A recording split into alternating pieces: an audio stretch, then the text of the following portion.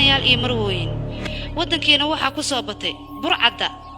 madaxweynaheenana wuxuu amar ku bixiyay in burcaddaas la wada xirxiro amarkiisana waa la fuliyay waqti waxaa jiray dadka ay xoog u socdeen magaaladan buuq badan ayaa ka socday buuqa markuu socdana qofka kaliya ka faa'iideysto waa aniga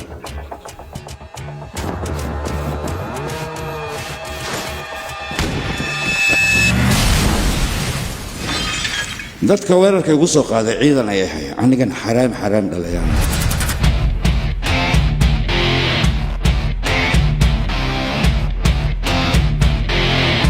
aniga dartaada waana dhiman karaa adima dhiman kartaa aniga darteeda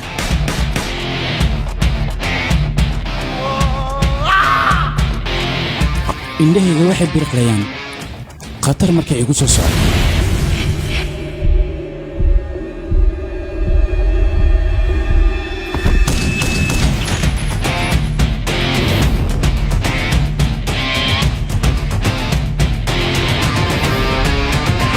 maxaa kugu dhaca magaaladoo dhan waa daba gedisay hadda laan imaadaybe